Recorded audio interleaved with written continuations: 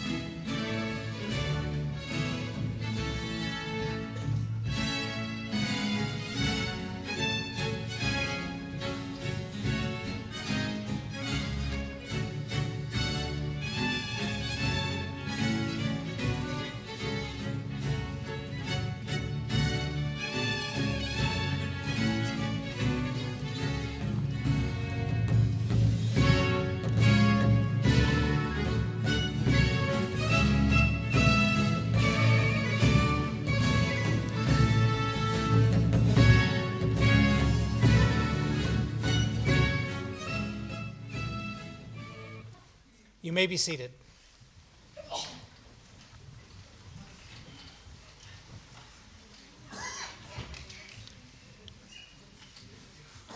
Well, welcome to the April 2022 graduation ceremony at Maastricht School of Management.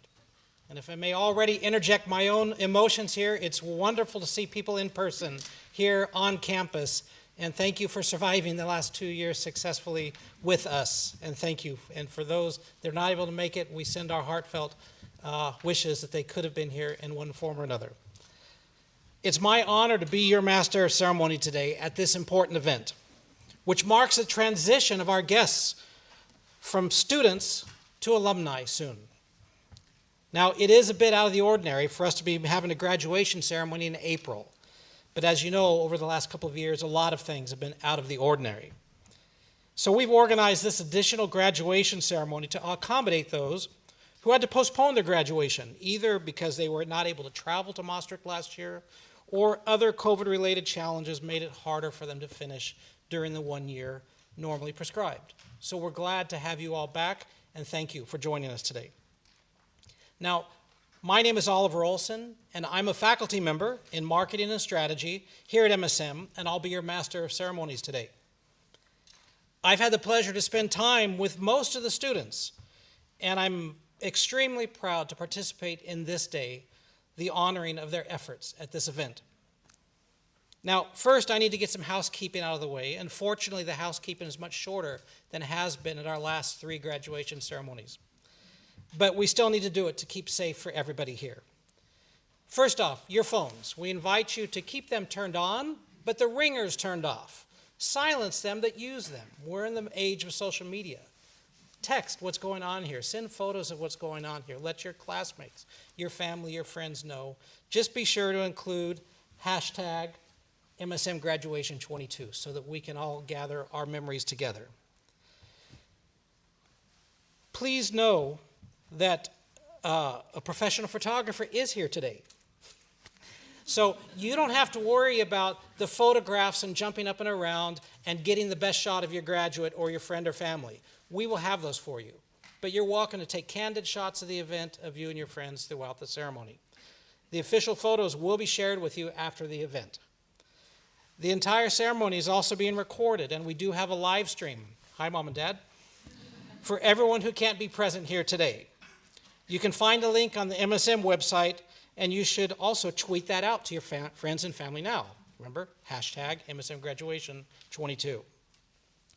Both the photos and the video footage will be made available after the event. So relax, enjoy the event, and be assured that photos and videos are going to be available. Let someone else do the work. Now, in case of emergency, I usually do this, but it's been so long since anybody's been on an airplane, you don't know what this means anymore. But in case of emergency, we do have an exit down here and in the back that you came in, and for those in the balcony, we have 2 exits up there. So all of the exits are available to you. Now, at the end of today's ceremony, it's not the end of our celebrations. You're invited to join us both for drinks until 5 o'clock. We expect to end around 4 o'clock. Hopefully, we'll watch our time. And have about an hour of drinks and photos with your family and friends in your graduation robes. And then at 5 o'clock, we invite everybody to join us for a dinner starting from 5 and going till around 9 p.m. this evening. Then finally, at the end of the ceremony, we ask for you to leave in the same order you came in. We will first wait for the academic procession to leave, then for our graduates, who will then be alumni, to leave, and then finally the guests at the end of the ceremony. So first of all, I would like to welcome our graduates on their special day. You are the guests of honor indeed. I would also like to welcome our keynote speaker, Mr. Alain Nkurikie. You didn't expect me to mess up the first name. Alain Nkurikie. And we're very welcome our chairman of the MSM Supervisory Board, Mr. Leon Frissen. Thank you for joining us today.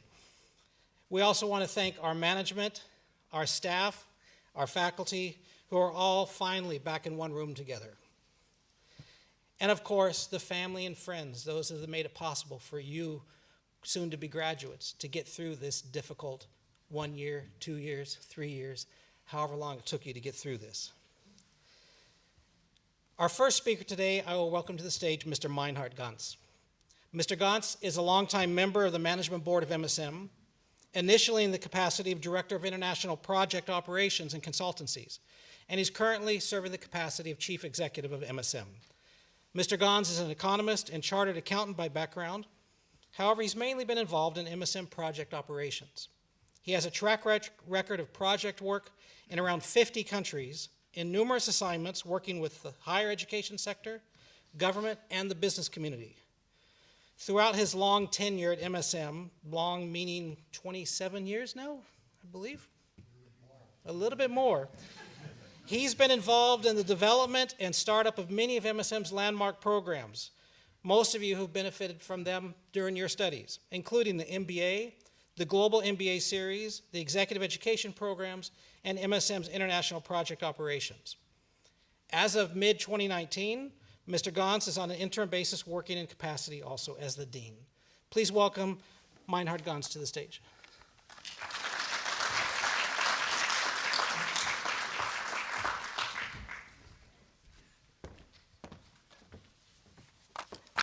Thanks, Oliver. A number of years we'll keep secrets for the time being, but it's long indeed. So, okay, I should say respected guests, dear participants in the audience here and abroad. But of course, I'd like to say welcome to all of you. Great to see you.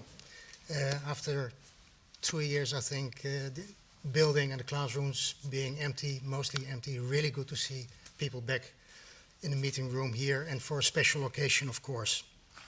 In capacity of Dean of Maastricht School of Management, and I think on behalf of all my colleagues here, I'm privileged to participate in this graduation for the various MBA, the Master of Management, the DBA, and the MPhil programs. Usually I'm starting this address by saying that it's the closing of your study program. It's a milestone that you have achieved due to your perseverance and your commitment. Remains true, of course, however, the past years also have been a roller coaster period, different to any standard, complicating your life, your study, beyond the usual. And in that respect, it really is an achievement for you to be here. All of you started the program before or somewhere in the middle of the global COVID pandemic in the Netherlands, necessitating us at times unpredictable classroom sessions versus online and Zoom-based programs. So in that respect, a complicated program to deliver, and I think a complicated program for you to participate in. It's an extraordinary commitment for all of you to complete the program under this kind of conditions. This period is one of those moments in time that marks a change in the world order, and as such it will show up in the history books. Certainties that we have in life, societal order in which we live, how things work, how things are organized, all have been affected by the past years under the global pandemic, and over the last weeks, for us in Europe anyhow, also by the developments in our region. Also, the characteristics of leadership are changing in terms of what constitutes effective leadership. Change surrounds us in many aspects of life, largely unpredictable and disruptive, and for you, as leaders of the future, managers in the business community, in the public sector or elsewhere, you happen to be in the middle of it, in the eye of the storm. You are not the generation of leaders that's the cause of all the turbulence and the resulting changes. However, you are definitely the group that is facing the consequences of it. What is required are adequate competencies and skills for effective, inclusive leadership, including also a value system as a moral compass driven by an entrepreneurial mindset. Many of these competencies operating under drastically changing conditions are not yet fully reflected in textbooks or in case studies, but I hope that our programs provided you with the core assets, skills, the mindset, and the drive to assist you in unlocking your leadership potential. For all of you, this ceremony ends an intensive period of many years of study, personal development that came with many sacrifices, family life and personal life. We realize the added challenges studying under complicated conditions and the resourcefulness and the resilience that it took from you to complete your study. In particular, also for our international student community, at times being in a lockdown in the Netherlands, hard to be away from family and friends, facing the various uncertainties that it brings to all of you. It's been a learning journey in all kinds of ways, developing your competencies and skills inside and outside the classroom, through the regular teaching process by our faculty, but also, and importantly, the mutual learning through your fellow participants. It also has been a global learning journey with so many nationalities and cultures in one building, in one classroom. This multicultural dimension may have complicated your learning process in a certain way. However, we expect that in the end, it has made it a unique and a rewarding experience that will benefit you for life as a global citizen. For our MSM team, this ceremony marks the end of our intensive relation with you as participants. We've been providing, of course, our educational inputs, some counseling, some guidance now and then, occasionally some disciplining where needed, and trying to provide some comfort and encouragement, acting as a surrogate family. Altogether, we've been trying to share the learning journey together with you. And this process is coming to an end also for Team MSM. We trust that MSM, once more, and this time under challenging conditions, has graduated a cohort of students that will become part of the new generation of leaders, able to face new and partly uncharted challenges. Let me congratulate you with the reaching of the end of your study program and your graduation. For the record, I express on behalf of the whole MSM organization our deep respect to you for this achievement, really an extraordinary achievement. I wish you every success, personal, family, career-wise, after completing your learning journey. Also want to express my sincere thanks to the MSM academic community and support teams, and want to pay tribute to their outstanding performance in delivering the program. From this moment onwards, you will be MSM ambassadors. Enjoy this moment of celebration today, and from tomorrow onwards, stay in touch with us as alumni and as MSM ambassadors, and in particular, stay safe. Thank you very much.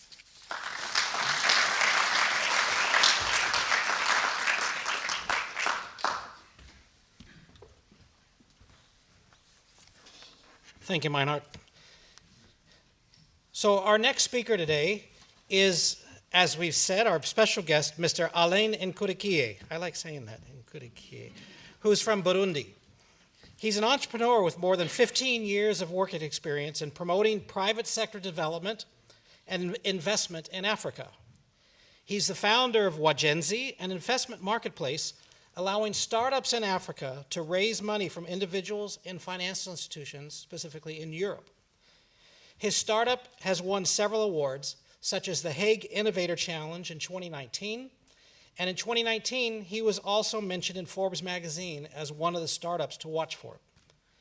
Alain works as a consultant for several international organizations, including UNFPA, IOM, and ITC, and some of you know what those are.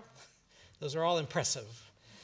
He also works and consults for universities such as Leiden University and Maastricht School of Management on matters related to entrepreneurship, investment, and alternative financing in developing countries. Before that, he set up business incubators and investment funds in Africa. He's a certified professional in crowdfunding, microfinance, and private equity. But most importantly, Alain holds an MBA from a school you might have heard of, MSM. He graduated with MBA 26 in 2010, and we're very proud to welcome him back. Alain, it's all yours.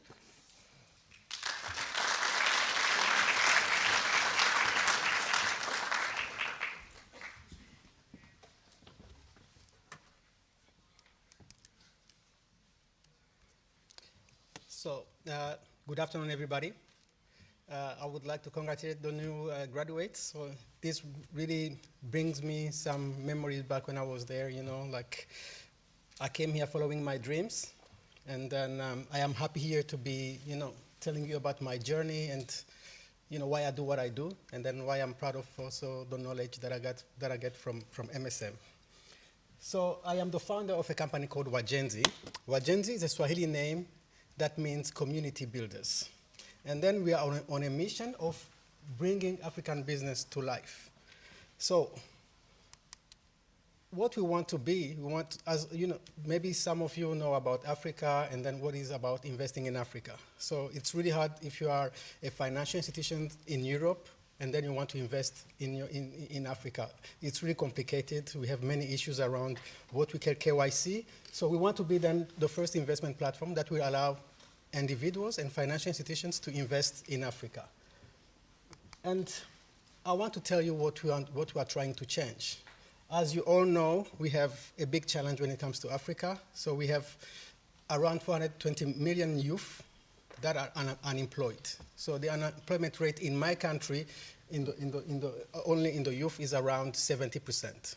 And then for me, when I look at the challenge that we are seeing today, for me, I know these challenges before joining MSM. So when I was back in Burundi, my dream was to set up a company when I graduated in 2005. But it was very complicated for me because, first of all, I didn't have a collateral. So if in Burundi, to get a loan to start your business, you need to have a collateral. I didn't have any collateral. And then secondly, I didn't have like a strong network because banks in my country only works with people they know. So that's why I really know this feeling. And then for me, after my graduation, my dream then was to help these young people. And then for me, you know, why entrepreneurship is important. So I always look at the Netherlands, and then why we have a low, you know, unemployment rate is because we have a strong private sector. So we have many companies. And then for me, I think if we are talking about unemployment in Africa, we need to create more companies. And then we need to, you know, and then we know why entrepreneurship is important because of what, you know, it's accelerate economic growth. So we all know about all these how do we call them? GDP numbers that shows how companies are growing. So with SMEs, small companies, we accelerate our economic growth. But of course, entrepreneurship promotes innovation. So when we help young people, or if we create more companies, we will create some kind of innovation. But of course, with entrepreneurship, with creating new companies, we also can create change, social change, by maybe enabling some new innovation that will help people, but also we create jobs. So that's why for me, entrepreneurship, if we're talking about developing Africa, in anything we need to do is really to create more companies that will bring the innovation that we need, and then that will create the jobs for the youth. And then for me, then when I start working in Africa, and then I saw one big problem, which is what I call entrepreneurship. We have two kinds of entrepreneurship. If you look at Africa specifically, we have what we call necessity-driven entrepreneurs and then opportunity-driven entrepreneurs. So why I want to emphasize on that is because the way we approach entrepreneurship in emerging countries, especially in Africa, is that we don't really look at the landscape and then who we should focus on. And then I want to tell you who is a necessity-driven entrepreneur. So you all know, some of you who knows emerging countries, you all know these stories about traders on the street selling some Chinese goods, right? So this is what we call in emerging countries micro-entrepreneurs. So they are not entrepreneurs by choice. They are just entrepreneurs because they need to survive. So they are farmers, they just need to grow food. So they are traders because they need to feed themselves. So these persons don't create jobs because it's just for themselves to survive. And then there are those that we call opportunity-driven entrepreneurs. So these are the ones who are creating something. They look at the environment, they see an opportunity, they would like to bring some changes. So these are the ones that we see mostly in developing countries that get funding to grow their businesses. And then these are also the ones who can really help emerging countries, especially Africa, to grow. And then I was inspired by this person. This person is called Peter Thiel. He's the founder of PayPal. He wrote a book about, it's called 0 to 1 and how to build the future. So he always says, what he says in this book, he says, like every moment in business happen only once, right? So there will always be one Microsoft created by Bill Gates. There is only one Facebook created by Mark. So when we look at Africa and emerging countries, we are trying to create businesses that we know. So when we do that, we are going to what we call 0 to N. We are not bringing any innovation.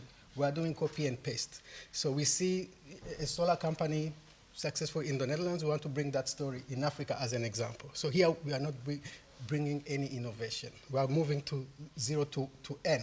So if we want to change, we need to move from 0 to 1. So moving from 0 to 1 is when we are creating something new, something unknown, that will sparkle then the innovation, that will create the next Facebook. And then, so to do that, you need to find the secret as an entrepreneur or as an individual. So to find a secret is, we have many problems. We are talking about climate change. So to find a secret is to find a problem. To find a problem is to look at this big problem where there is no solution, and then you start bidding on that. So that's really his story. If you want to build the future, we need to move from 0 to 1, trying to create new innovations and try to change the world. Why this person is really interesting is who they are. So as I told you, he's one of the founders of PayPal. And then PayPal, there is what we call the PayPal Mafia. So these are the PayPal Mafia. These are like 12 people. So they have one thing they have in common. They all worked at one point in their life to PayPal, for PayPal. And then all of them, including, you will see Elon Musk, all of them today, they created all these unicorns that we see in the world, 12 people. But what do they know about entrepreneurship is that, they're only looking for problems, and then they only try to solve those problems. So they don't go into 0 to N, they always go from 0 to 1. And then today, so this is the club, so like 12 people, their net worth is billions, and then that's for me, when I look at our continent, we need to promote more entrepreneurs to move from 0 to N and then to 0 to 1. And then we are creating entrepreneurship. And then one of the things that, sorry for this slide, I don't know if you can see it. So this is, I always say, like a business is like a baby. It is born, it is born and then it grows, and then at some point it doesn't die, but it evolves, right? So if you look at this slide, you will see how a company is funded when it starts. So when you start, my story when I started, for instance, I started from the funding part, from this part. So I had only an idea, and then I wrote what we call a pitch deck, and then I went to look for funding, and then I was happy to be in The Hague, where I live, and then I got some funding from the municipality of The Hague to go and follow my dream. So I got 20,000 euros, go and, we will see. So, and then after I was doing my basic research, and then after I moved to the applied research, that's where I got the development grant from MSM. So these two, for me, are really a bit combined. And then after I went to I am in between the proof of concept and then the working prototype as an entrepreneur. That's where I am. And then in this stage, those who supported me are my family and friends. I got some people from the diaspora who gave me some money. Look, go and follow your dream. And then I also get some money from angel investors in Amsterdam who invested in my company. Go and follow your dream.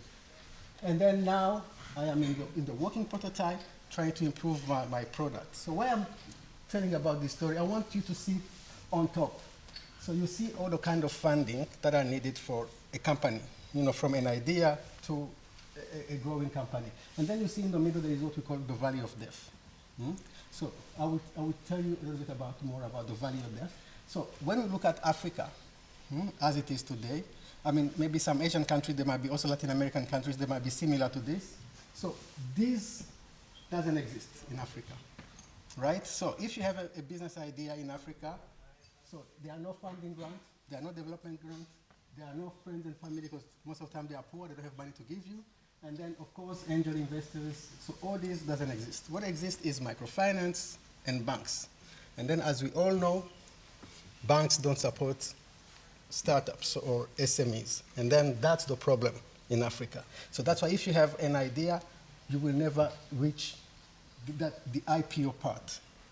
Unless you go outside the continent and then you get some funding from international organizations or international funds. So that's, for me, the whole problem when it comes to SME finance in Africa.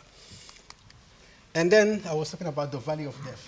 So I was in the valley of death like before COVID. So the valley of death for a company, for a startup, is when you have an idea, and then when you have that idea, you need a proof of concept. You have a great idea, but you don't know if you will have clients, especially when you're working on a fintech, something that is unknown, you are trying to move from 0 to 1. So, but you need to prove it. But then in most African countries, you don't have money to do your proof of concept. You cannot find someone to support you. And then this value of death normally is between 1 and 3 years. So if you don't get funding during that period, then you die as a business. And then most African startups, so they're in the valley of death. You might have a crazy idea, but you don't have any funding to proof of concept, so you can get funding to grow your business. And then, so that's why we started what we do. And then I'm going to tell you what then African startups need.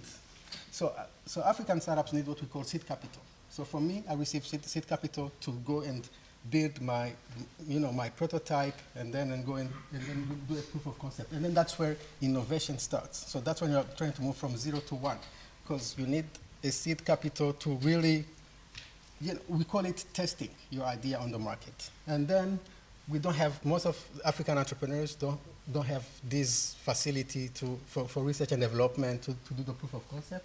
And then you have what we need. Also, when you have then your proof of concept, you need then to create your business.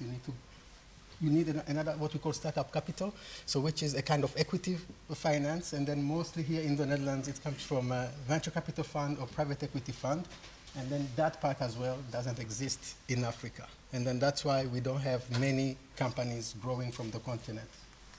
And then, so here then, all these that I just mentioned, they bring us to this big problem, what we call the SME finance gap. So the SME finance gap is really the money that is needed for the African continent to really help our startups and entrepreneurs to grow. According to the World Bank, it is estimated at 300 billion.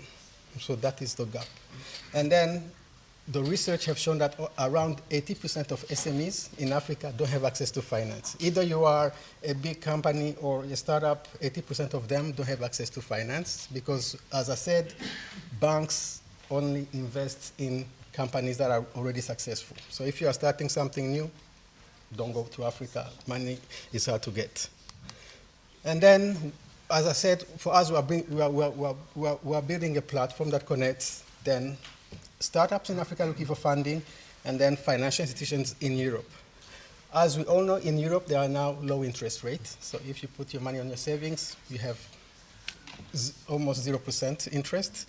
And then also, like, if you want to invest in Africa, so you cannot get the right information. It's really hard to find the information. It's what we call KYC. But also, we have some other problems due to terrorism, so what we call anti-money laundering. So you need to make sure that an investor here needs to make sure that companies in Africa are safe. So that's the problem for retail investors, but they want to invest. And then, of course, today there are no financial services connecting Europe to Africa. So unless you are a private equity fund, but if you are just a fund or a small bank in the Netherlands or in Europe, you want to invest in emerging countries, right now it's impossible because there are no such financial services. And then, as I said, when I started this journey, it was through my experience as a person, as a diaspora. So I was working for this incubator in The Hague, and then I went to Nigeria to provide an incubation program for startups. And then I found an amazing company in Nigeria, and then I wanted to invest like 500 euros or 1,000 euros. But then the problem was, okay, I am in the Netherlands. If I give money to this company, how would I make sure that I get back my return? How would I follow up?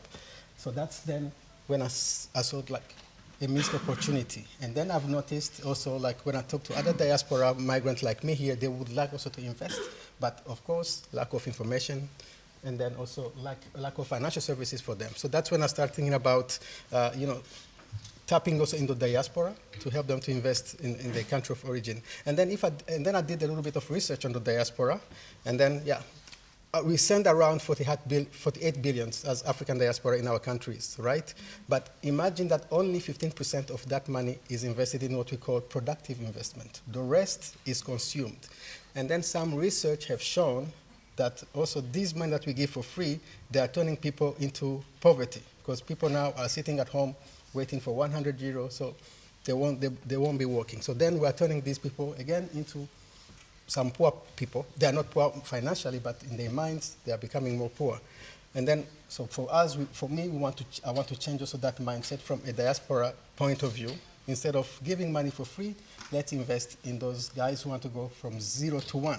And then let's create some wealth as well in the meantime.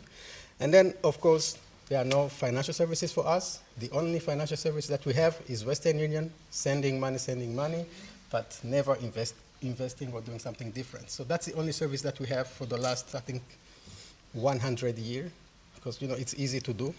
And then, of course, like the others, we don't have access to information about investing in Africa.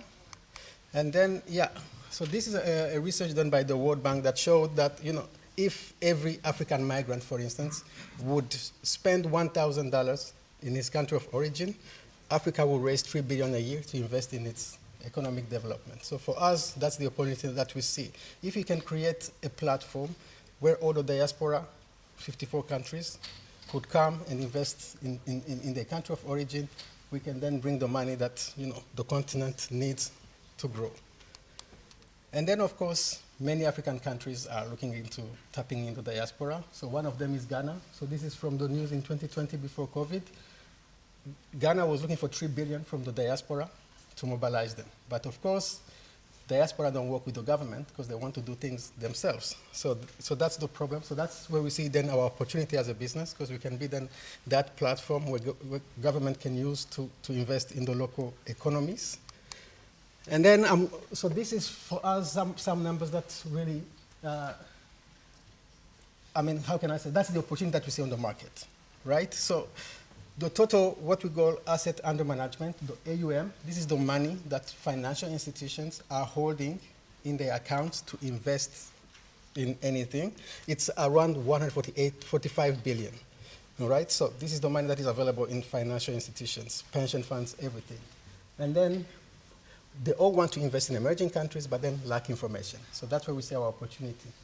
And then if you look at then Europe against US, most investors in Africa are Americans. 42% of all investments in startups, in deals, are coming from the US, but not from Europe.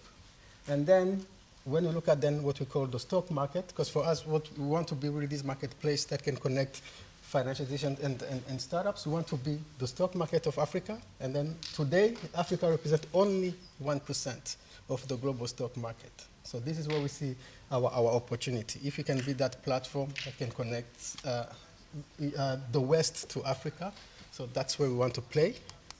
And then, what do we do? So that's the question. So we are then, we are a securities exchange platform. So we sell equity. We don't do debt. I don't believe in credit. So we allow companies to buy shares in companies in Africa. We started in Europe, and then we hope to be in the US maybe next year.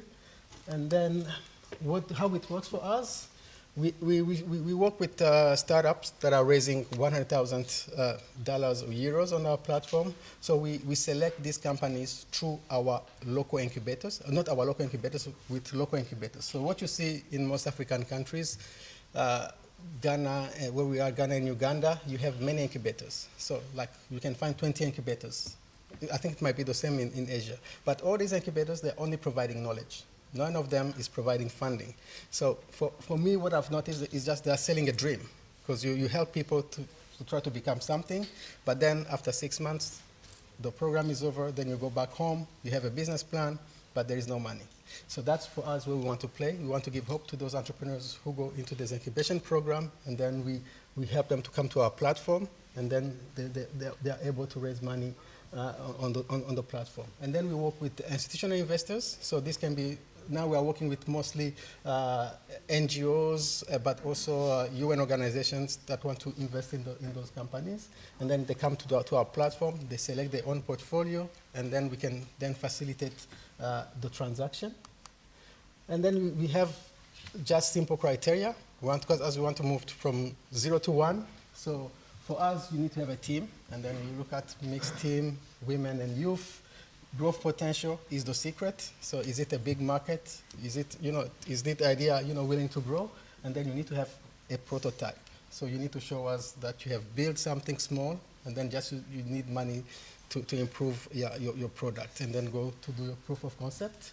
And then, for us, what is important also is the SDGs. So your solution should be linked to the Sustainable Development Goals.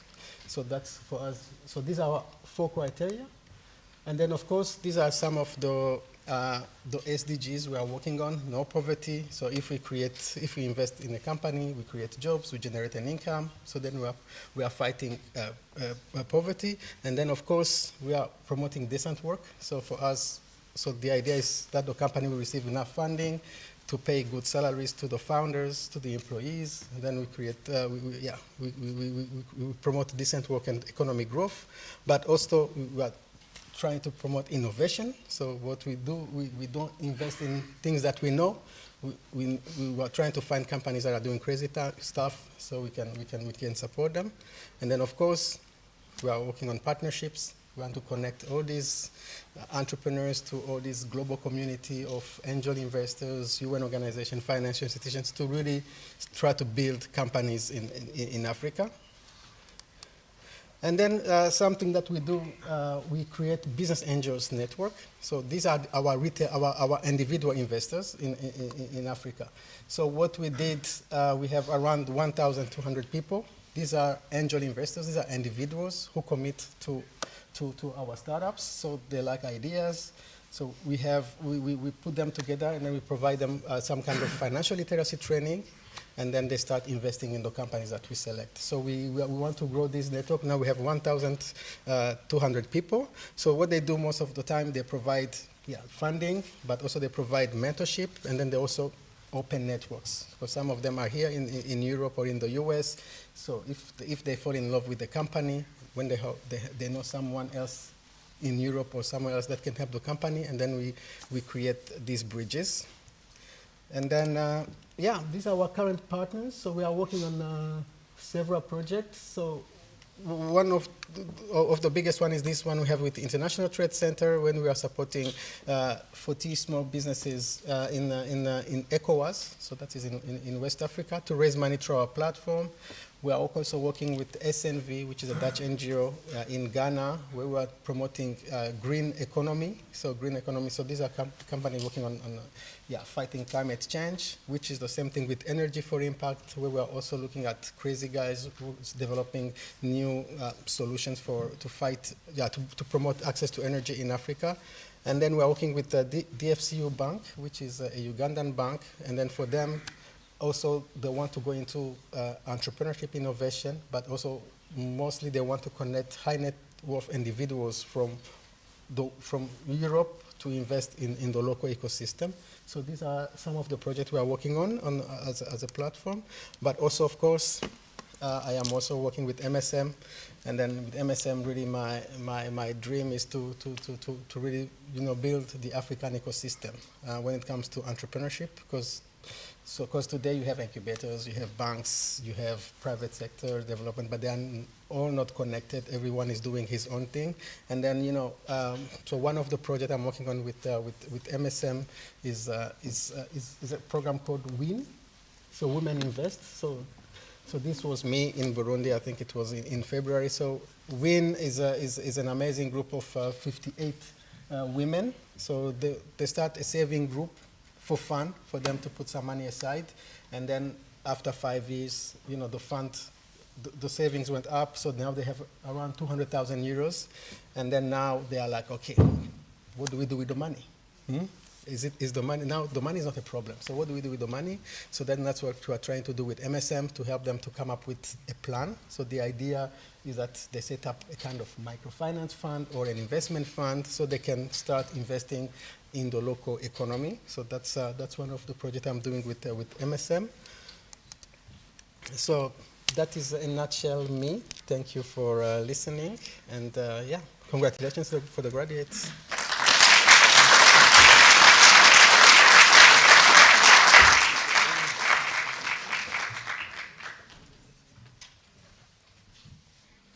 Thank you for that, Alain, which for those of you students here, you may have graduated, but the learning continues, lifelong learning. We saw some samples there from our entrepreneurship class, from your finance class. I took some notes from my own classes. For our friends and families, you just got a small taste of what your graduating colleagues here have been going through for the last couple of years. Brings up some good memories. But Alain, thank you and congratulations and good luck with the fund. And if any of you know any investors, please make note of the address and contact him.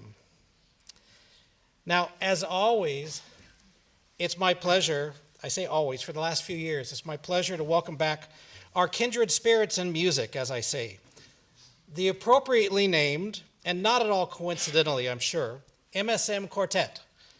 Now, in this case, it's the Maastricht School, the Maastricht Music Academy, and they will provide 2 musical intermezzo's for us today during the graduation ceremony.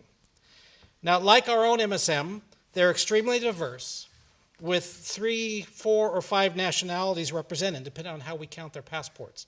But may I ask them to come in now, and I will call out their names once they're seated. So MSM Quartet, please come on in.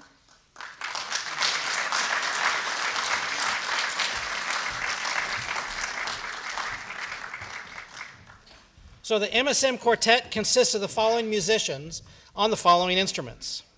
And forgive my pronunciation, I tried to practice earlier. We have first Nikita Akulov on the violin.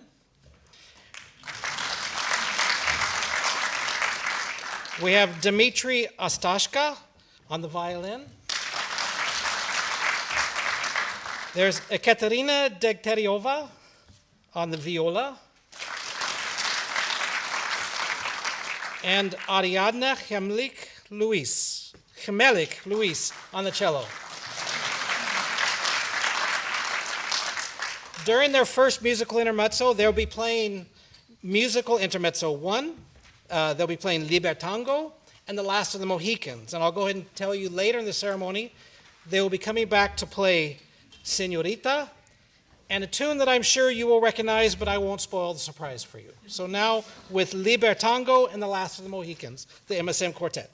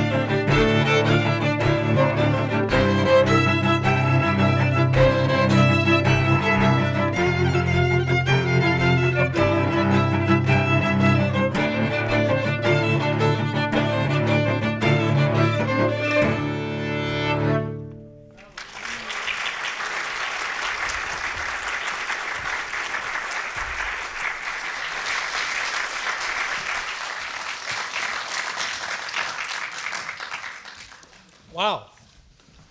If any of you thought that quartets were boring, that proved the opposite there. That was wonderful. Thank you. And just to clarify, they are the Maastricht Society of Music. Their name has nothing to do with Maastricht School of Management, but it is still a great name. But I encourage you to go to their website, msmquartet.com, and they give lessons if you want to learn to play like that. We'll see them back soon. We now come to the highlight of this afternoon. We've already had a few highlights already. This will be the handing over of the degrees to our students. So I would like to invite to the stage now Ms. Maud Jurkens and Karen Trump to the stage.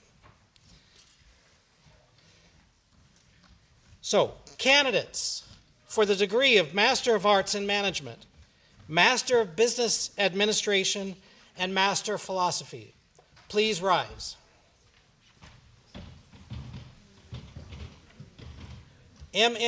MBA, Master of Philosophy, please rise. Everybody that's not a DBA candidate, please rise.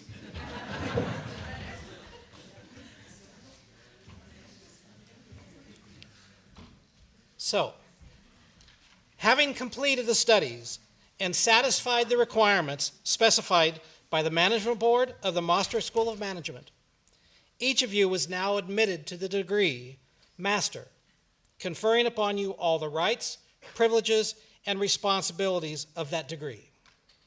You may now move the tassel to the right side of your cap.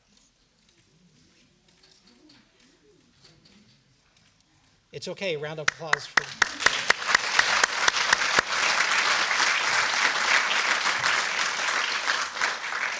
You may now be seated.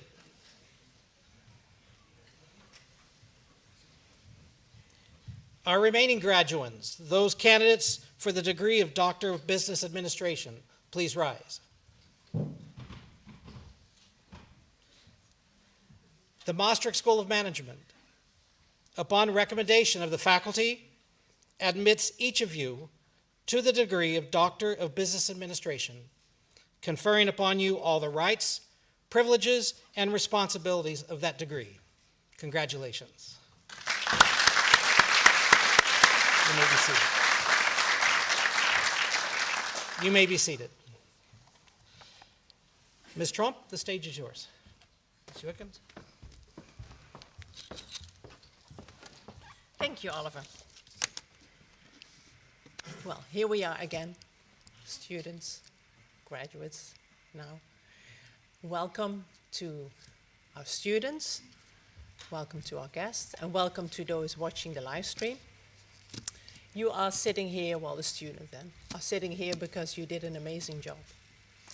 Because completing an MBA, a master degree, whether that is a full-time in 1 year or an executive program in 2 years, is an amazing job. But you did it during the COVID-19 crisis, which is an even bigger accomplishment. So you left your home country, some of you. You left your family behind. You made new friends here. You made new family members here. Some of you juggled to combine work with study and family. And COVID-19 forced us to change our lives. We had to change the way of working, studying, of teaching. And a lot has been asked from you and your flexibility. But despite the difficulties and hurdles you had to take, you did it. And that is an accomplishment to be proud of. Dear full-time executive and online students, I admire you for your perseverance, your resilience, and for not giving up when things get tough. So I think it's time to award these well-deserved degrees. We will start with the awarding of the Master in Management and Master of Business Administration degrees. And I would like to ask the Director of Academics, Dr. Stuart Dixon, to join us on the stage. And I would like to invite the graduates to come to the stage. First, I would like to start with mentioning the Master in Management students who could not be here with us today, unfortunately. And that is Ting Ting Sun from China. From India, we have Arjun GK, Gerard Prabhu Rao Pusina, Kirtan Barumelu, Ranveer Mohapatra, Sukruta Shashidhar, Udipta Kumar Bora, Vikrant Kishari Haldar, Vishnu Ramamurthy, and Mehek Kubani. And from Indonesia, Ilham Hanafi and Randy Pongala. And from Iran, we have with distinction Mariam Asadian, and also from Iran, Ali Monazimapur. And then we're moving on to the MM students who are here today. And we start with Harsh Suresh Shinde from India.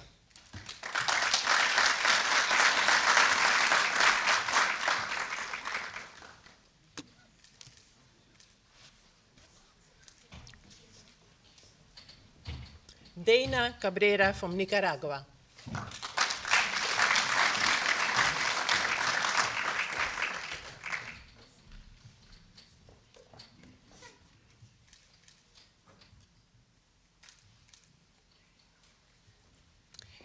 Anna Kryashevska from Ukraine.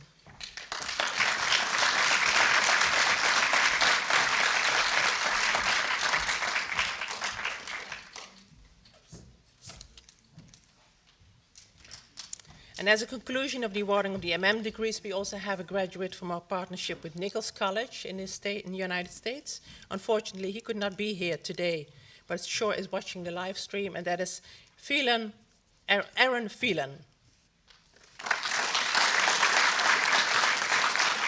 Congratulations to our Master in Management students. We now continue with the graduates from a full-time MBA program. And we start with, in absentia, from Iran, Mohsen Kalor.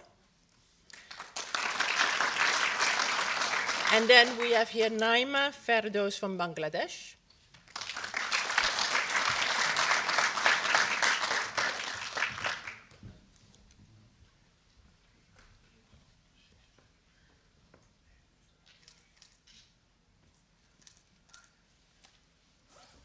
Amir Saad from Egypt.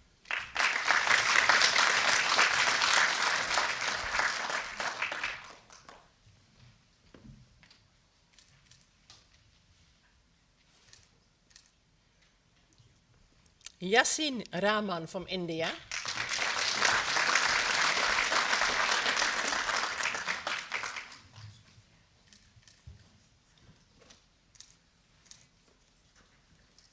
Joy Nirmal Kumar Ghosh from India.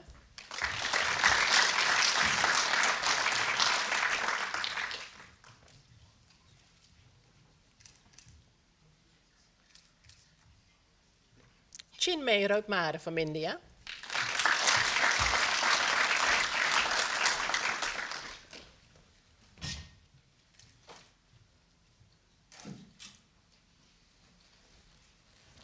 With distinction, Amrapali Thakur from India.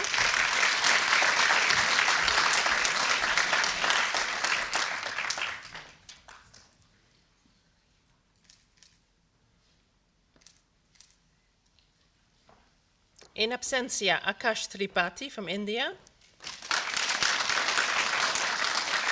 And Tanya Varshney from India. And then from Iran, Armin Takhani.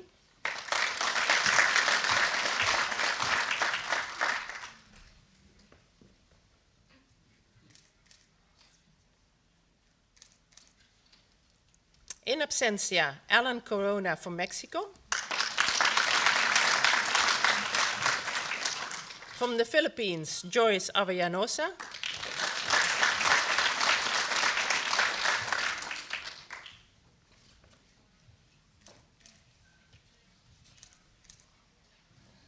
In absentia, from Yemen, Mohammed Al-Suraimi.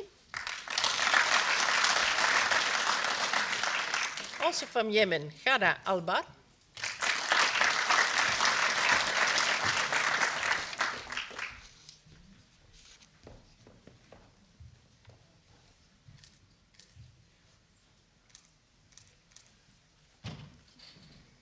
And from Zimbabwe, Wimbe Mavuza.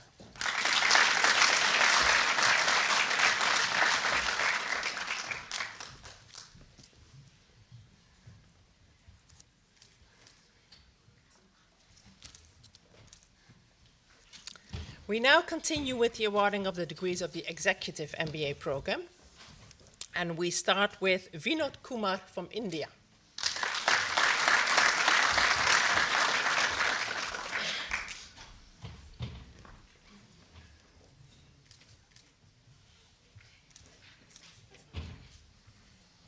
Rama Santanam from India.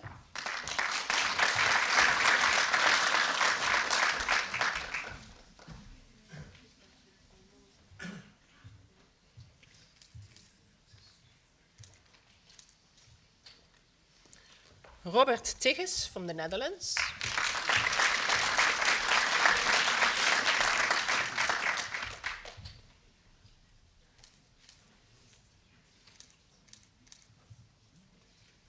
And Oleg Piniguin from Russia.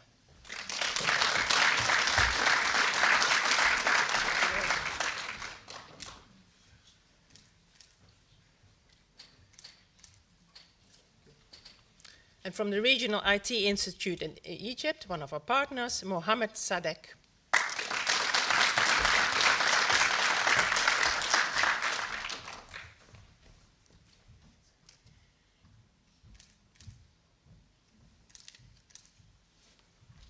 We now continue with the awarding of the degrees of the online MBA program. The first is Sukanya Das from India.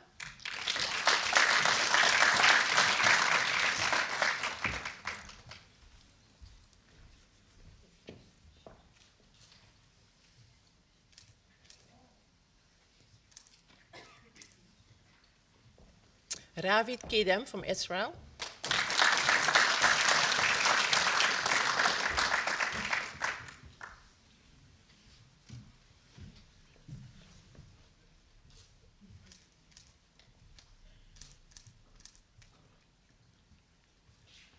Bart Scheerne from the Netherlands.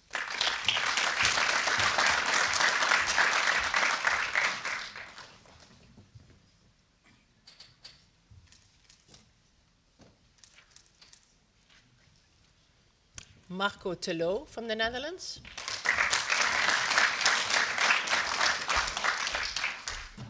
I love these Dutch names. So easy.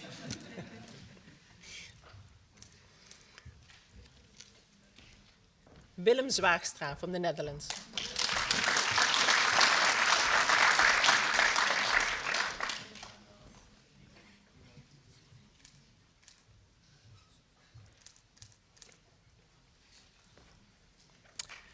Wilfred Richard from Nigeria.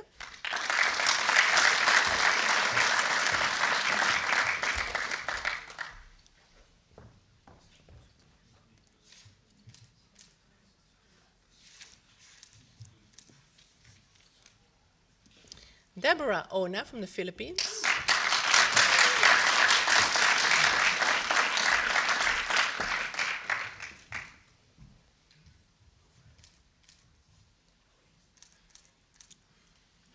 And from the UK, Megan Thompson. With distinction, sorry.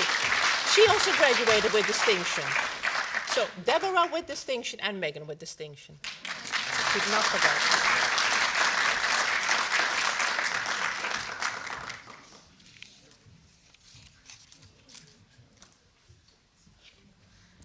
Congratulations to all the Master in Business Administration students, graduates.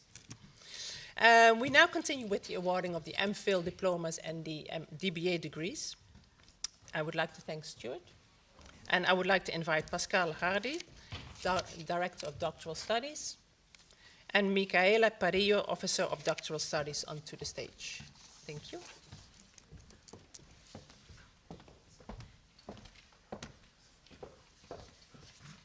Thank you, Karen. Thank you very much. And welcome everybody, and especially now MPhil and DBA graduates. It's very nice to see you in person, especially because most of you defended the MPhil or the DBA online, so we shared this moment, but virtually. So last time, most of you were not able to travel to Maastricht in December, so it's very nice that finally having here. I will start with MPhil today we just have one MPhil graduate, that is Arif Khan. Welcome.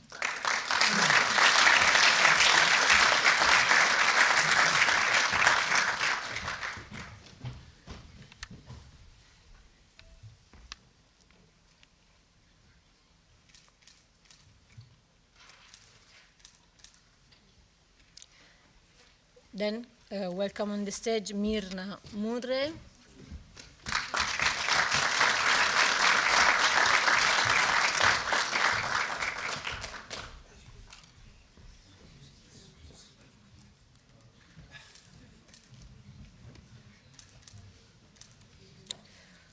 From our counterpart Centrum, Ximena Campos Garcia.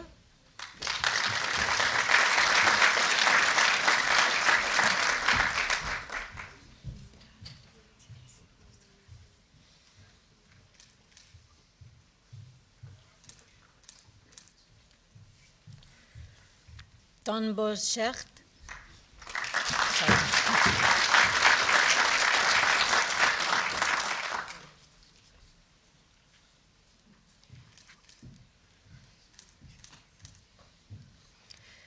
Rocio Margot Portugal Manrique from Centrum.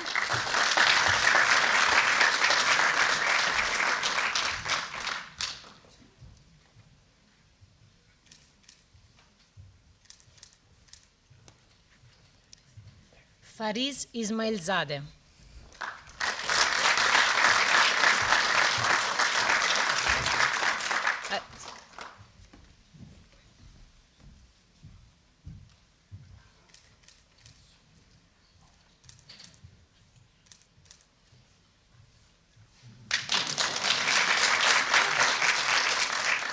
And Gamal Abdel Nasser from Riti.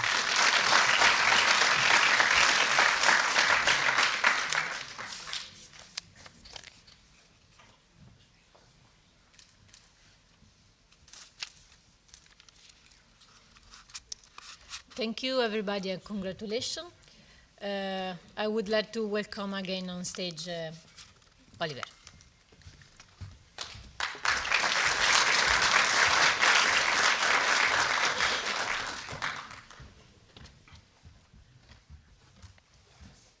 Congratulations again to all of our new alumni, MSM's newest alumni. So very well earned indeed. Now I have a curious question for those online MBA students. Raise your hand if you're meeting your classmates for the first time today. Exciting, thank you for making it here. It's really exciting for us to meet you in person too. So, we have been putting off something from our last graduation.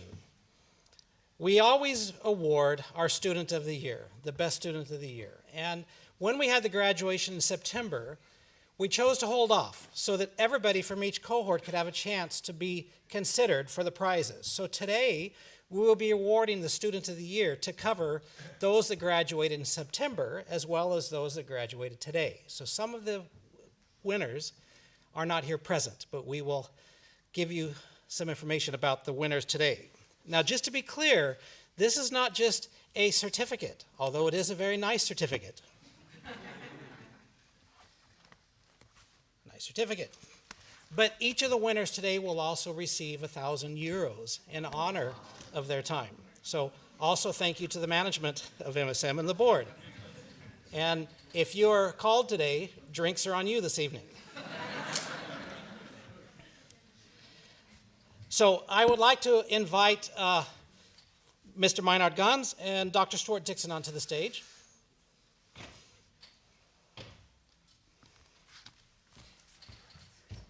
As we reveal who will be our winners today. So let's start with our full-time MBA program. The winner of this year's Full-Time MBA Student of the Year Award was ranked among the top places in the cohort of 27 students with a GPA of 8.1. They were one of the few students who submitted their final assessment within the official duration of the program under the unusual and unfavorable circumstances of the COVID-19 pandemic. Now, nothing against those that needed to delay, but that was quite a Herculean effort to have that grade point average and submit, and they're all shaking their heads. Their thesis, entitled Applying the Maximum Difference Scaling to Craft Beer Attributes, the Case of Consumer Preferences in Maastricht. And why did they not ask me to participate in that survey? Their final assessment received a grade of 8.0, which those of you that aren't aware, that's a very good grade in the Dutch grading system. They were twice unanimously voted the class representative by their fellow students.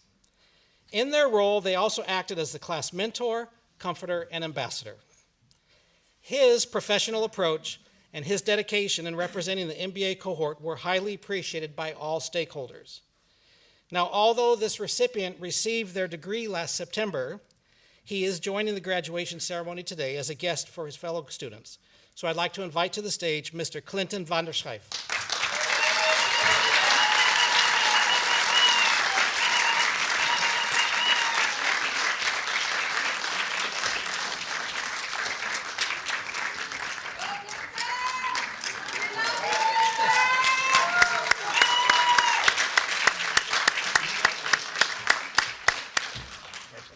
Thank you.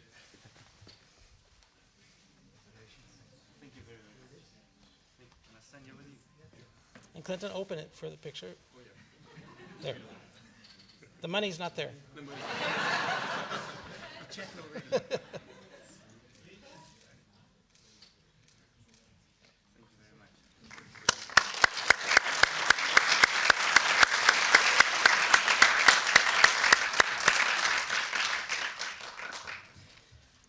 Next, we will turn our attention to the Student of the Year Award for the online MBA.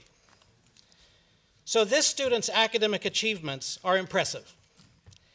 In 17 of a total of 18 courses for the online MBA program, they scored a grade above 8. As I mentioned previously, this is an excellent performance in the Dutch grading system. They chose a topic very much relevant to the current situation for their research paper: motivation for work and turnover intention, office-based employee experiences in the context of COVID-19. Their thesis earned them an impressive grade of 8.1. She truly is a professional and outstanding student. Next to her full-time job and her family life, she managed to complete her studies in less than 2.5 years and graduated with a GPA of 8.5.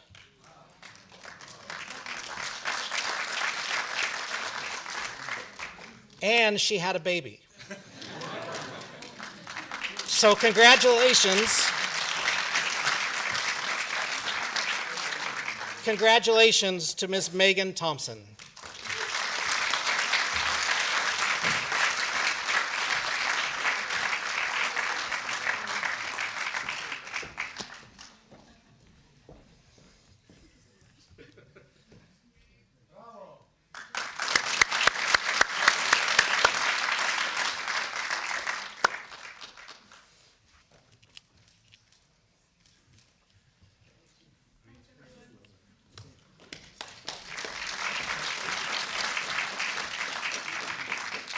Now, since our next two winners are not here today, Stuart Meinhardt, you can have a seat because we will have to present these next two in absentia, but they're no less worthy, and hopefully they're both able to watch us online right now. So assuming they're watching online, and assuming they don't know who they are, because these people did not know ahead of time that they were going to win.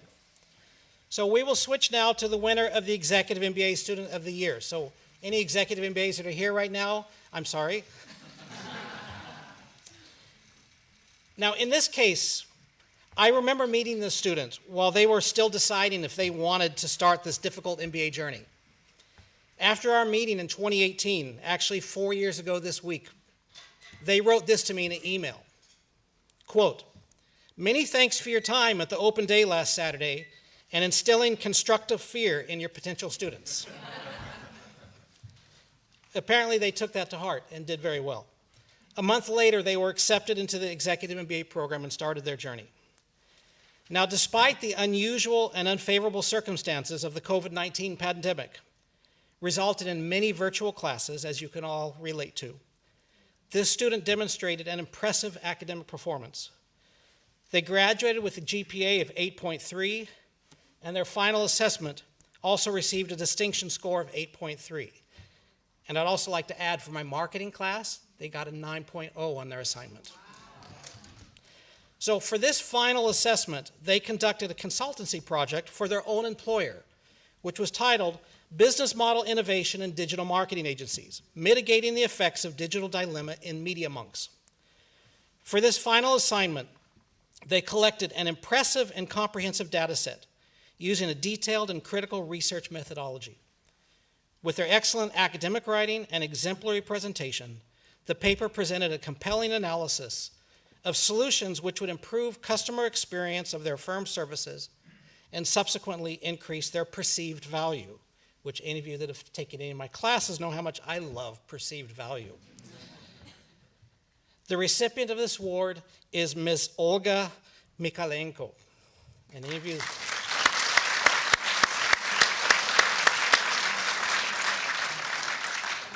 Now, unfortunately, Olga was not able to join us today. However, I would still like to highlight that it's been a pleasure for MSM and me to have her as a student, and I hope you're able to watch this online, Olga. So, congratulations to Olga.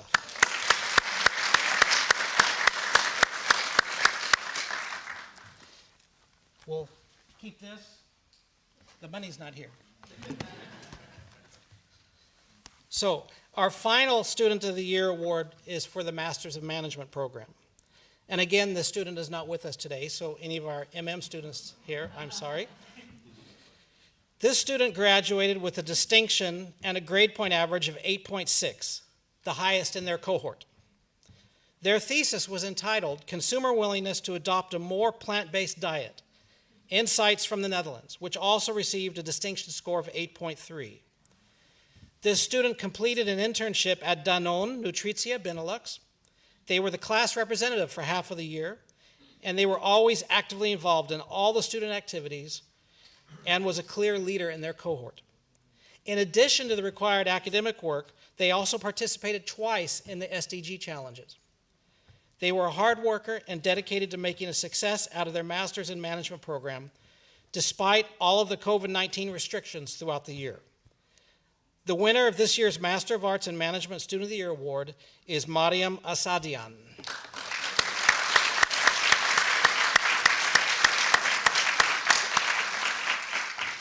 Now, unfortunately, like Olga, Mariam was not able to join us today, but she has pre-recorded a message. But let me make a notice. She did not know she was going to win. She was aware that she was nominated, so we had some students record a pre-message just in case they were to win. So she's finding out right now, if she's watching online, that she has indeed won. And so we have a message from her that we'll watch now.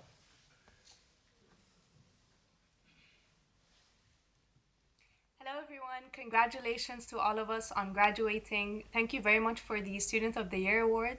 It was thanks to not only hard work, but also support from my fellow classmates, from the lecturers, and also the MSM staff. And I wish all of us the best journey ahead.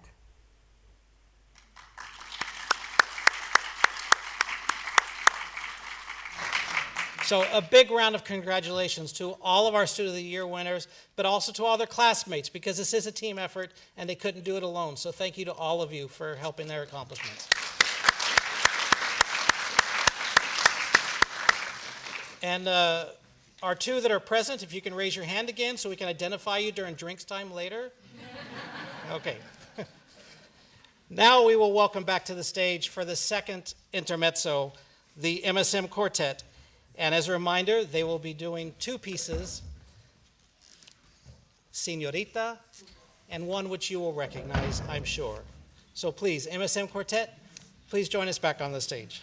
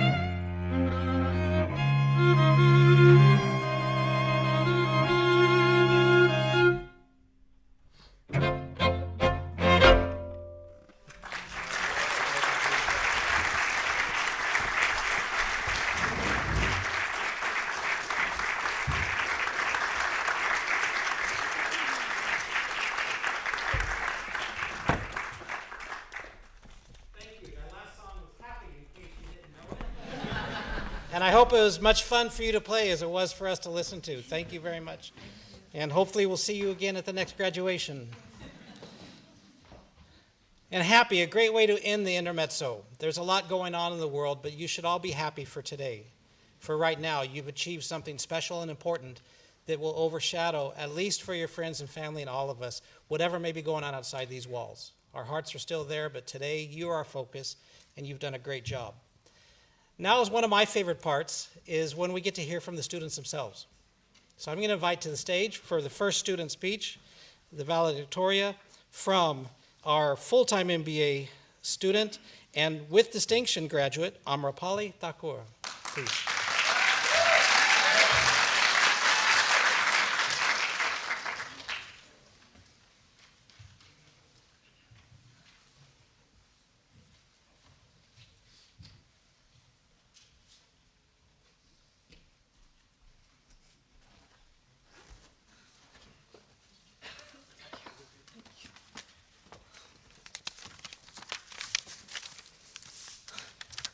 A very good afternoon and goedemiddag to everyone.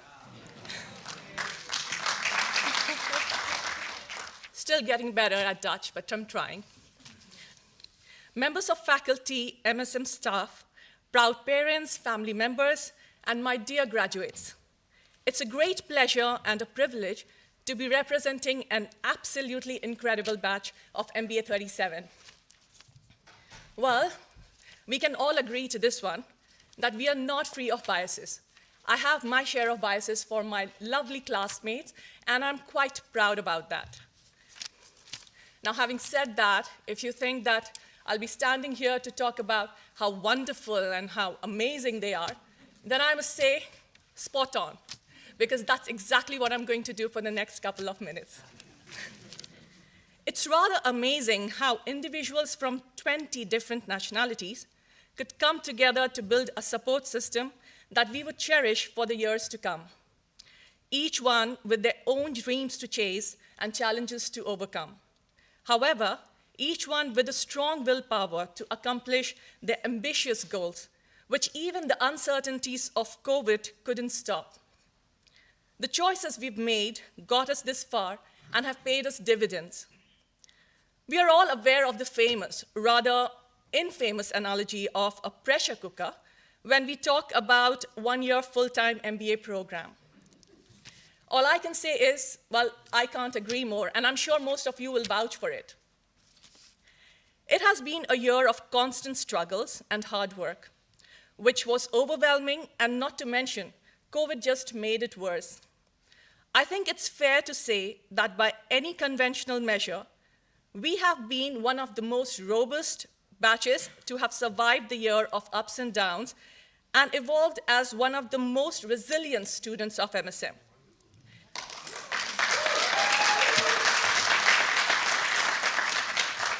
Well, so much so that when the world spoke about the adversities of COVID and its multiple variants, Delta, Omicron, we were talking about bigger challenges, which is otherwise referred to as thesis in our world.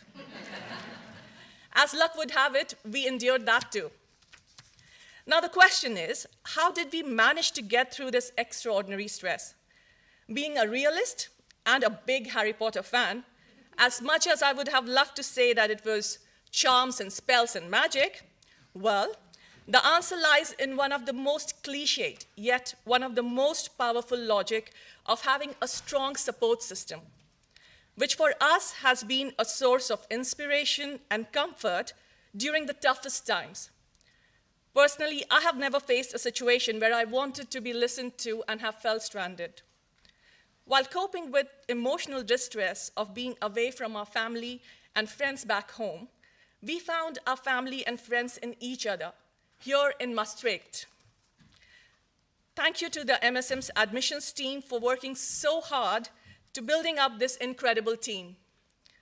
Thank you, Karen, our professors, MSM faculty, and staff members for nurturing this bond in your own special way. Friendships are precious. No wonder it's said, love is greater than genius and friendship rarer than love. Today, along with our academic achievements, We are celebrating the friendships, the bond that we have developed, and the big MSM family that we have become. Cheers to that. Thank you.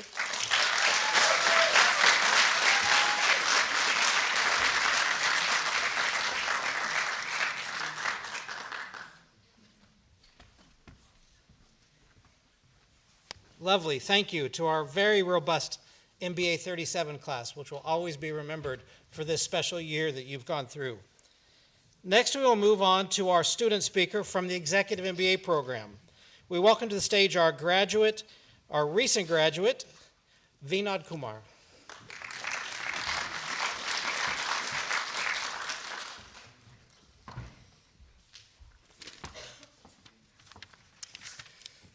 Good afternoon and namaste to everybody. Dear professor, teachers, management staff, and colleagues and their families. Yes, we finally did it.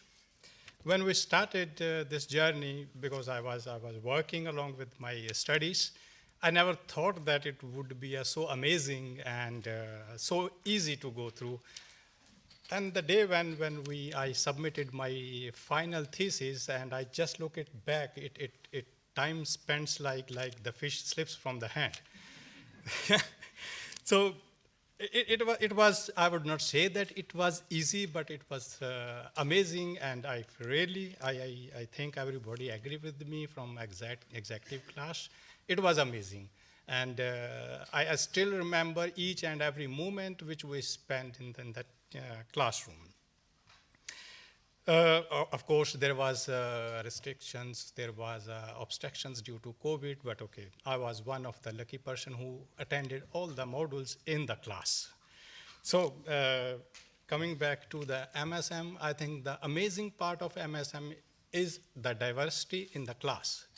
I have seen the student from the age, I think, from 24 to 60 years or more, maybe one or two students more than that, holding a position from a trainee to the managing director, and nationality, cultures.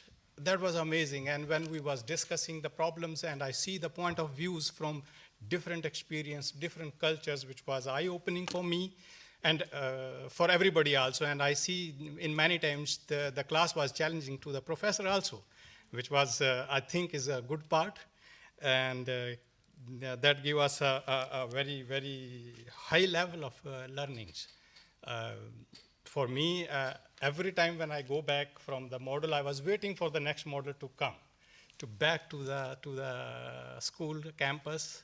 For me, it was, for these 8 days, just like a meditation camp where I was always disconnected from my normal way of life, and I was enlightened with the new knowledge, new information, and the amazing companion, colleagues, friends. So which I really find this sort of diversity. I work in a multinational company, but same time I do admit that the diversity which I seen in the class is not possible in the business environment. So it is one of the unique character with the MSM classrooms. Whenever somebody asks me if I want to do MBA, I always recommend them go to MSM. You will find the strange and very amazing things. Of course, we have a very we have very knowledgeable and experienced professors. I admit that. It was wonderful to talking to them, and the way, the experience, the knowledge they are carrying, and the way they transfer the knowledge to the students. That was amazing. A good part. Yeah. Thanks MSM for that. Now going further, so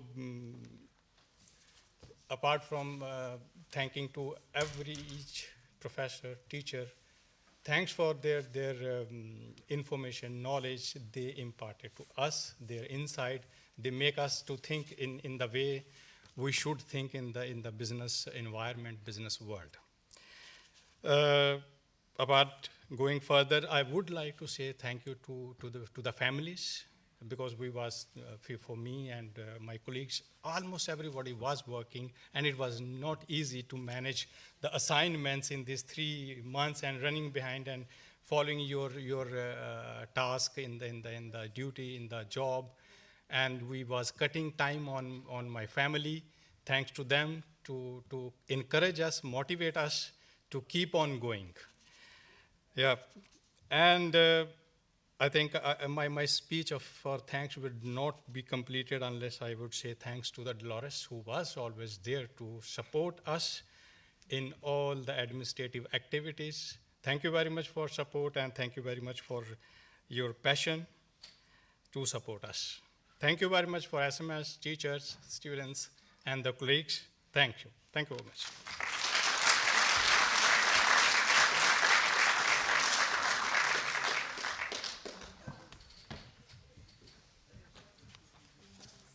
Thank you for the kind words. They had much different challenges than the one-year MBA. Some of them have been working at this for 2-3 years, and it's been difficult, but congratulations to the end of your journey. And I have to tell you, Vinod, that you've been looking forward to classes. My experience over the last 18 years in working with executive MBA students, in about 3 months, you're going to be wondering when your next class is. And you're going to be sad that there's no class. But at that point, call up your other classmates and get together. They're going to want to meet still. Okay? So we want to welcome now to the stage from our online MBA. So I want to bring to the stage our Student of the Year, Ms. Megan Thompson.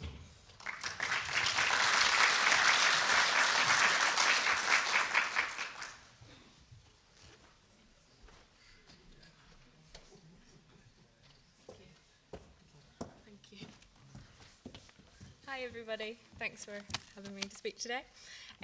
First of all, I want to congratulate all of the fellow graduates today. It's really a great achievement, so well done. As an online MBA student, today is, as you said, the first time that I've seen any of the lecturers, professors, teachers, or fellow students in real life. So when I first signed into Moodle, I became familiar with the little avatars, the brightly coloured, spiky-haired men. And for me, at least, they represented my classmates and the people I would get to know for the next 2 years. But where am I? Over time, yeah, we got to, we added our pictures, we had our Zoom calls twice per module. And yeah, sometimes I thought whether, you know, despite all of the opportunity from studying online, that we were missing out on the connections that I've seen the other classes can really have today. So the first months were really like super intense. It was pre-COVID. I was reading, working, researching, writing essays in my spare moments, wherever that was, on the train, in a hotel room. Alongside working full-time every day, so the study was fitting around it. And at the beginning, I really did wonder if I'd be able to keep up with the pace, weekly assignments, monthly assignments, and kind of no breaks. However, yeah, we made it. So the next month, we come to the beginning of the pandemic. The next month, I was writing up my marketing module thing from a hotel room in Ishkul while my friends were out skiing. And none of us really knew the freedom that we currently had and what was to come. So I know it was really hard for all the students, but the lockdown really made it more difficult for me. It was all day spent working at home on the kitchen table, and then you had to just transition straight away to studying in the evenings. So it required a lot of discipline. I said here, not only to write and do the work, but even to like sit properly. My chair was the worst one, and with working with a laptop, so I bought one of these little posture devices that would buzz when I started to slouch over, and yeah, it doesn't really work. So yeah, the lockdowns were pretty hard for people if we were alone, or even when you had family, because there were definitely different pressures. And this is what makes our graduation today even more special and more important, and something to be enjoyed. The fact that so many students from the past years missed out on this normal experience makes the celebration of being here today even bigger. So we should celebrate because we persevered through the hard times and find ourselves here together with this shared experience. And I've said, move over, pandemic babies. We are the pandemic graduates. Yeah. So I have a little bit more. It's a little story about the class. We were the online cohort. We got a shock in I think, the beginning of the second module, when the teacher didn't say anything in the forum. She didn't push us to start the work, so nobody did. And deep down, we all knew that was, I think we all knew the timeline. We all knew what to do, and we all got very bad marks this week, because we hoped maybe there would be some extension or something. But anyway, this wasn't the case, and this was a good lesson. That actually set me up well for the very next 2 years, because I had to know that come thick or thin, you would always have to submit on time and by the deadline. And if you delayed, you would only put more pressure on yourself later, so it's not worth it. So this was Eva. I don't know if you're here today, but thanks for this lesson in the early days. And on the journey, for me, I really enjoyed the statistics course. This is not something I would have predicted in the beginning. But actually, when I think back to like high school and things, this was the area I was in. I also really enjoyed the finance and accounting, because this is the area in which I work. But it was really nice to like study these things again with a bit more experience, and also you're not panicking to pass the accountancy exams. So I enjoyed the learning a lot more, say, the second time around. I loved the business plan. This was the chance to feel like you were on The Apprentice, selling your idea and seeing if you would be successful. But the most memorable thing for me was the specialism modules. So our online cohort, we combined with the next cohort, and we got to meet like another class. So then we had to get to know them and share experiences, but we also had to prepare these group assignments and work together. So I live in Bonn in Germany, and my group were in the Bahamas and Beirut, so a few time zones away, but in the wrong directions. So with a few days' notice, we had to really pull together and plan our schedule, plan our calls, decide how to work, break up the tasks, and what have you. So everyone managed it. The groups all succeeded, and it was some extra effort, but it was really something to feel proud of that we could do in 1 or 2 days. So this is how I want to finalize.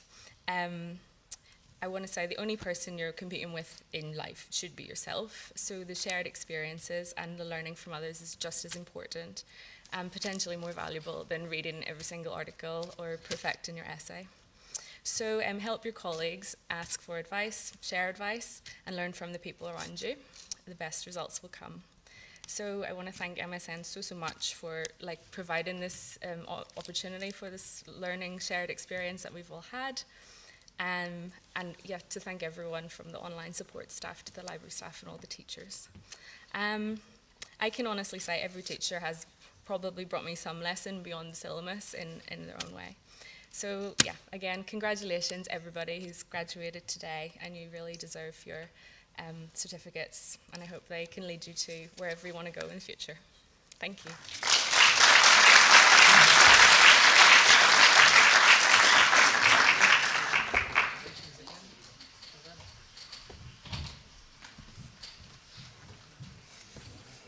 Thank you, Megan. The online MBA students are true trailblazers, but they were ahead of the curve. When you all started working on Moodle, they're like, oh, we can do this. When Zoom came along, they're like, we got this. And so you actually had a lesson ahead of the rest of us, and maybe you can teach us a little bit about lessons learned going forward, and we'd love to learn from you too. So thank you. This brings us now to our DBA representative. And those of you that aren't familiar with the DBA, that's a doctorate in business administration. These are students that have chosen to dive even deeper into a particular business problem and spend even more time. Those of you that have spent a year of your studies, they're jealous of you. Those of you that have executive MBA that have spent 2 or 3 years, they're jealous of you. They've worked very hard for many years to get to this very special point. So I'd like to invite to the stage Mirna Mrua.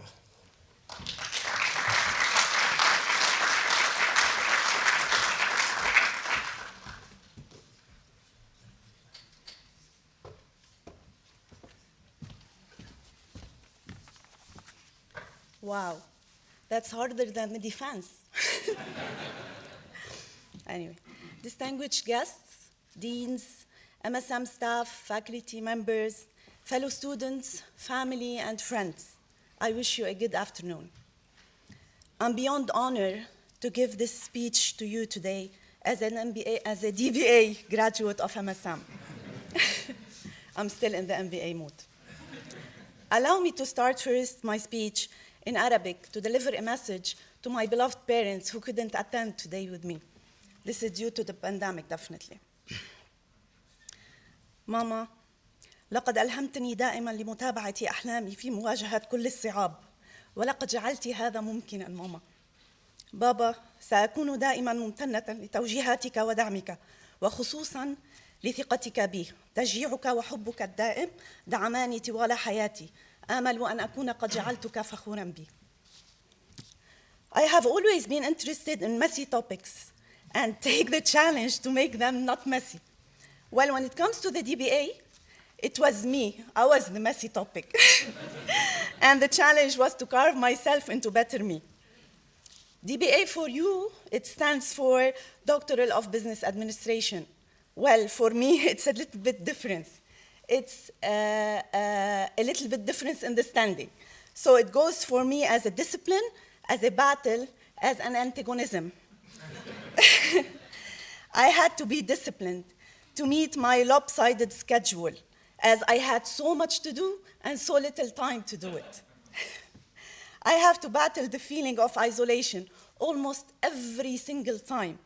And I would say I was supposed to say no just to my family members, but I've said it to work, to family members, to friends, to every single opportunity, even to my hobbies.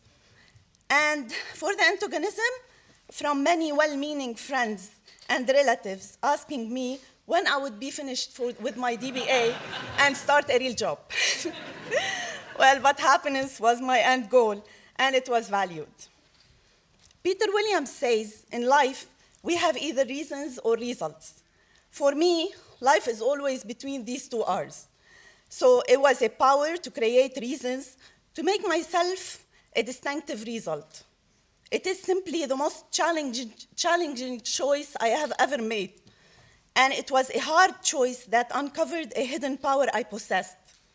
It was a precious opportunity for me to celebrate what is unique about me. Yes, I admit, I have endured the lowest lows to reach the highest highs. And I have dealt with my failures and embraced my vulnerabilities, and I believed that was enough. And guess what? Yes, I was enough. This is the proof now. I cannot deny that it is an incredibly daunting task, but trust me, it is worth it. I have faced many challenges, from the high level of stress to conflict with the supervision, as my supervisor had to leave the university in the middle of the road, and suddenly I was all alone. But MSM was a great support for me. They were helpful and geared toward meeting my needs.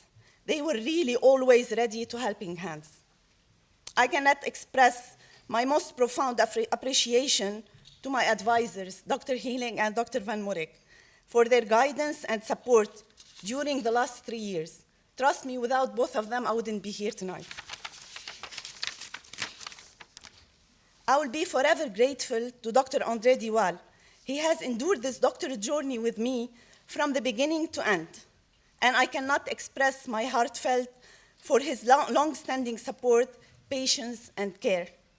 Through the emotional support to my sister, my brother, and lovely kids, I was inspired to engage in this task and see it through. Thank you for the encouragement and prayers you have sent me along the way. And finally, I would love to thank my beloved husband, Georg. Simply, I was standing on the shoulders of a giant, and it is as much his accomplishment as mine. If you ask me I would do it again, well, yes, I will do it.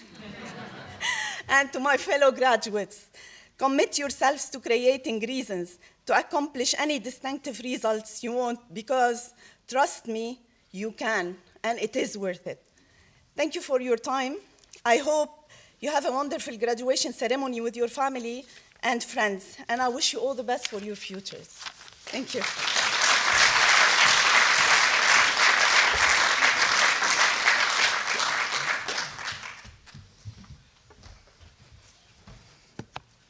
Well, I'm proud to be the first one to say well done and thank you, Dr. Murrah.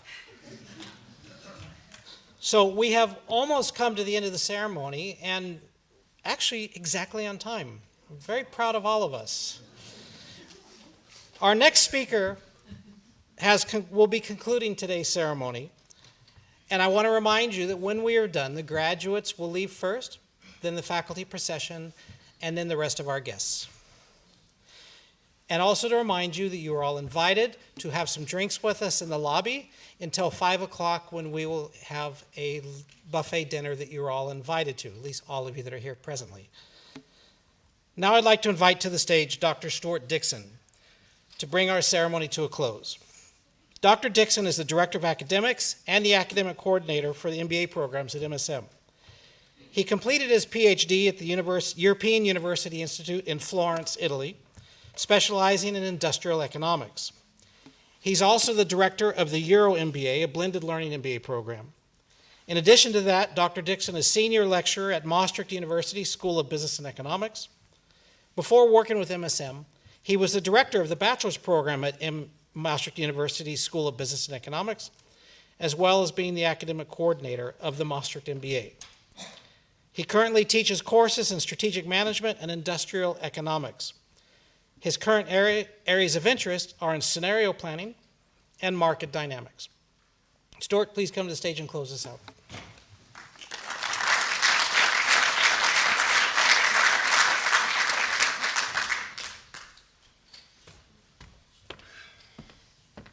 So everybody, this is the best part, I have to say, because I've just been told we have 1 minute to go. So it probably will be the shortest speech that you've ever heard. And to be honest, I don't think you need any more speeches. But I have to say, it's always wonderful to see people at the end of this epic journey that you've taken. You're all dressed in these wonderful robes. You know, black is completely in as a color. Somebody mentioned to me, you know, we look like Hogwarts. I never really thought of that before, but it's true. We're dressed wearing the gowns of the clergy from the 13th century. And they normally wore them to keep themselves nice and warm because the monasteries are very cold. You're probably feeling very warm at the moment, huh? But these days, of course, it's symbolic, and it's symbolic of the fact that, you know, you have achieved something. You've all reached the same level, and the reason for wearing exactly the same gowns, of course we have the different levels, is simply to, in some sense, cover up who we are, but to say this is the level that we've all reached. And in this sense, you are all equal. You've all achieved your MBA, your DBA, and therefore, of course, the gowns reflect that. So please think about that. It's fun to wear these things, fortunately not too long. But you really have done a fantastic job in reaching the end of this journey today. Of course, it's hot and there's a drink waiting for you. So it's also getting to the time when you need to take off one item of your attire today, and you know which one it is, I hope. So I would like the... Oh dear me, it's going in the wrong direction, isn't it? I would like all the graduates today to stand up. And you know those magic words, so please try to get the timing right for everybody, because we have a photographer here who's going to take a nice picture. Graduates of 2021, you are dismissed.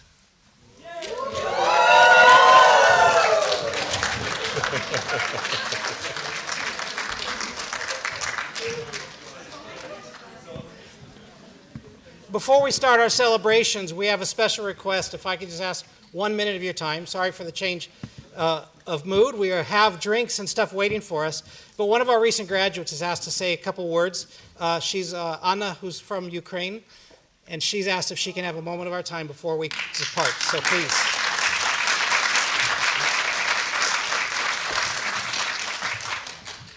Thank you so much. I didn't want to keep you very long, but I just wanted to use this opportunity to just make you a bit aware of what's happening.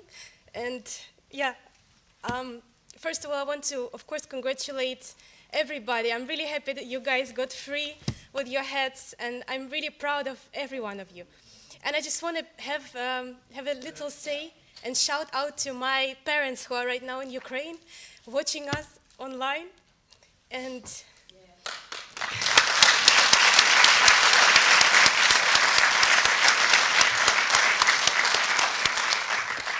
I promise not to cry, because I did cry in my previous graduation. All right. I just wanted to say, guys, that on the day of my thesis defense, actually, that was the second day of attack of my country, of my home. The day before, I got 70 messages on my phone from all friends around the world saying, Anya, Ukraine got attacked. So immediately I woke up and I took my phone, called my dad, what happened? And Kiev was bombed, you know, and that's my town. And I just want you guys to be aware and yeah, honestly, I did not prepare this speech, so you can hear that I'm nervous, but I just wanted you guys to give a bit of support, and I do know that you care. I do know that it's all around the news, and Ukrainian flags are proudly hanging all around the city, all around Europe and worldwide as well.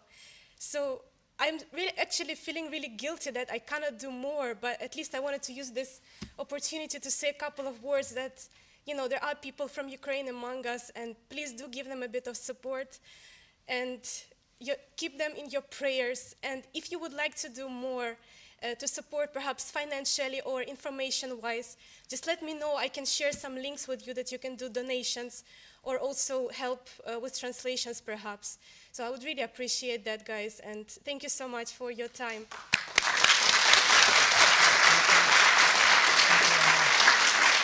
Glory to Ukraine.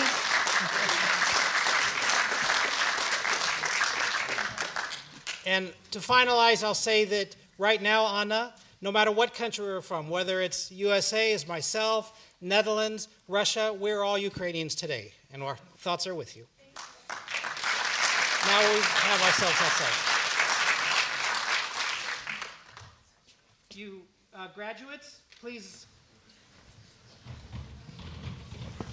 James? Graduates first, then our faculty, and then the rest of our guests.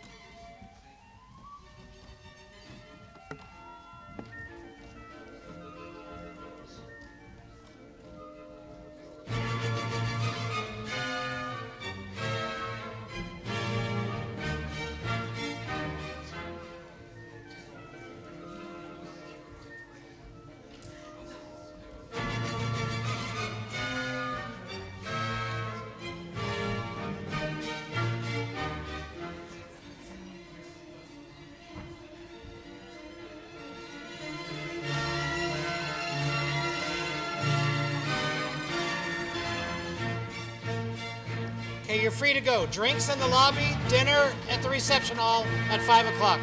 Thank you.